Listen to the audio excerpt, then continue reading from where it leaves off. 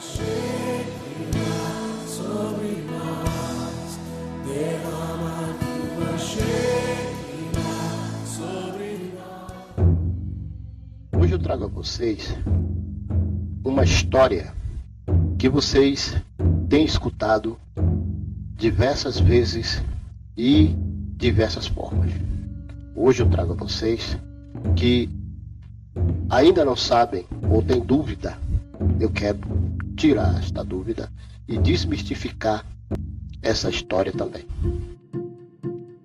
Você anda adorando ao Criador, pensando você que está adorando, pronunciando palavras que você não imagina. Palavras que você não imagina o sentido, o real significado de pronúncia. Quantas vezes você já não teve dentro da igreja? Quantas vezes você já não teve em louvores, cantando com as suas mãos para o alto e exaltando e clamando, derrama sobre nós a tua Shekinah, não é verdade? Derrama sobre a minha vida a tua Shekinah. Segundo os cristãos e os evangélicos, eles dizem que Shekinah significa a tua paz, ou a tua glória, a tua unção, né? Isso sem eles também procurar saber que glória é um dos pseudos, que são as filhas de Zeus, né? Então eles clamam e dizem: derrama sobre nós a tua Shekinah, Senhor. E quando pronuncia Senhor, também eles, sem saber, estão chamando Baal, certo? São pronúncias que estão no hebraico, são pronúncias que vêm da língua hebraica adaptado para a latina vulgar, que é conhecido como vulgata, né?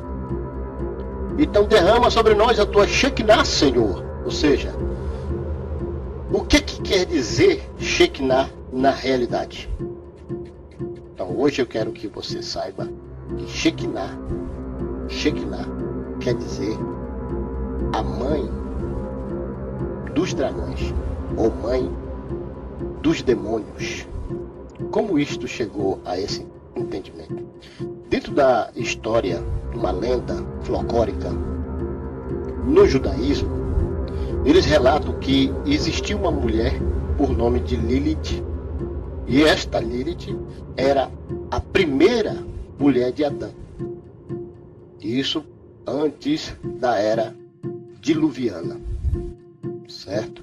Então esta Lilith, sendo a primeira mulher de Adão, segundo a história judaica, diz que ela não quis se submeter-se, não quis obedecer às vontades e às ordens que Adão tinha do Criador para executá-lo.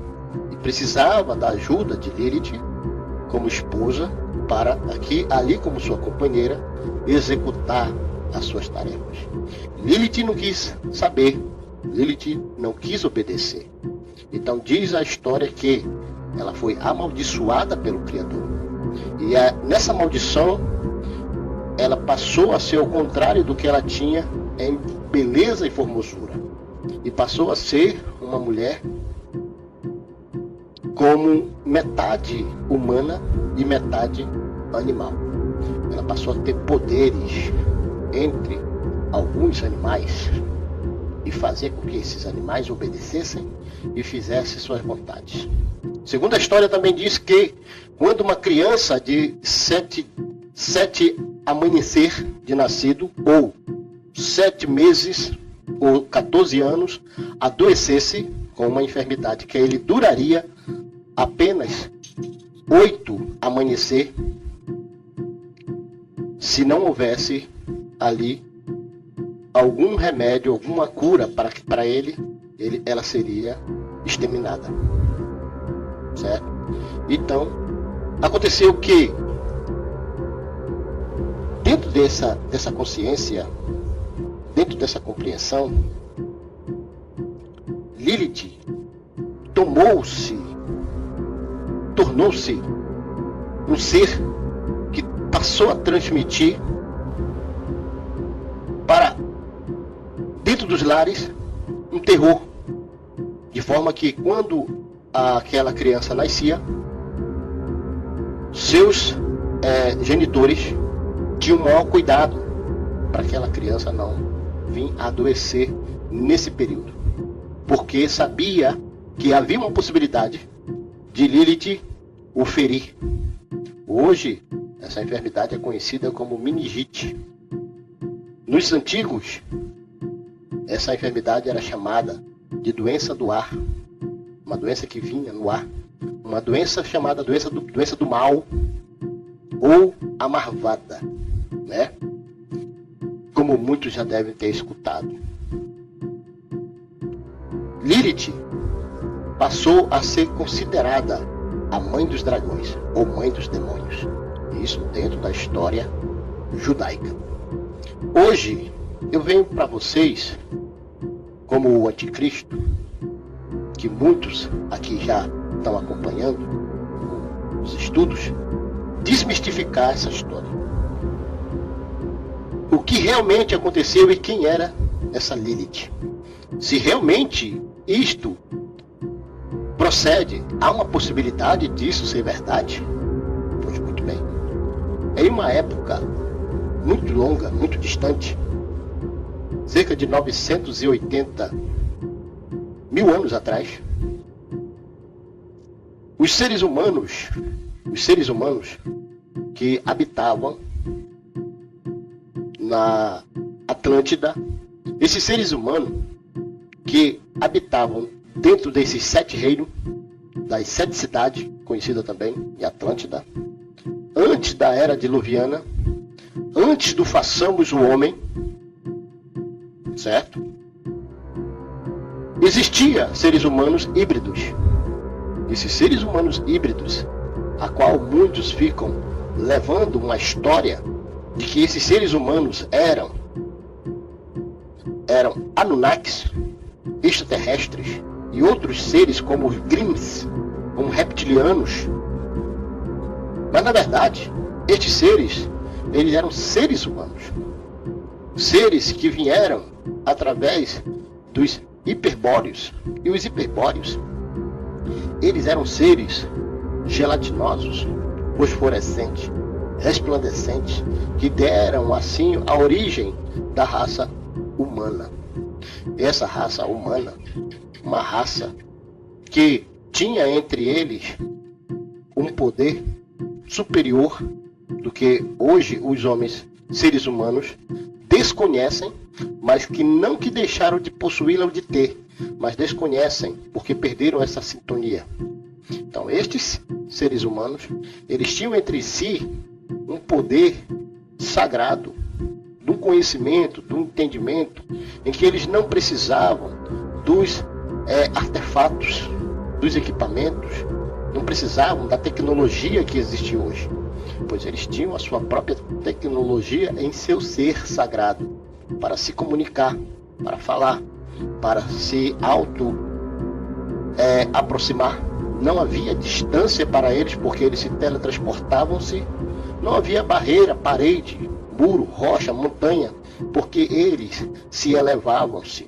Eles faziam com que tudo em sua volta pudesse acontecer da forma como eles precisavam para sobreviver.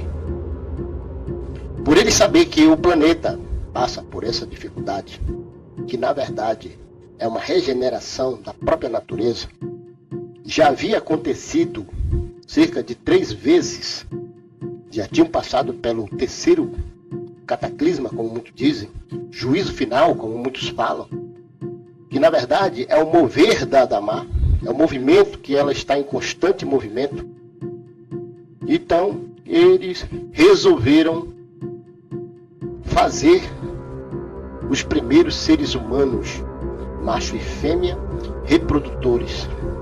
Porque até então, estes seres, eles não se reproduziam-se em relações íntimas ou relações sexual como existe hoje. Eles, como seres híbridos, eles tinham entre si uma capacidade de, ao seu devido tempo, se autorreproduzir. Quando chegava o momento certo, dentro deles se gerava-se uma outra vida. E isso com centenas de milhares de anos. Então ali nascia, né, um ser híbrido, um ser humano, não gerado por um outro, e sim pela sua própria natureza molecular. Esses seres humanos híbridos, eles não tinham, como dizem muitas histórias, aquela discussão, contenda, briga, guerras entre eles, quando alguém vai explicar sobre os hiperbóreos. Mostra que os 7 reinos discutiam, brigavam, chegavam a se gladiar-se, se autodestruir-se. E na verdade eles não faziam isso. Eram seres de 3, 6, 9 metros de altura, pois o oxigênio ele era muito baixo, não é como é hoje. O luminoso maior não existia, o luminoso menor não existia.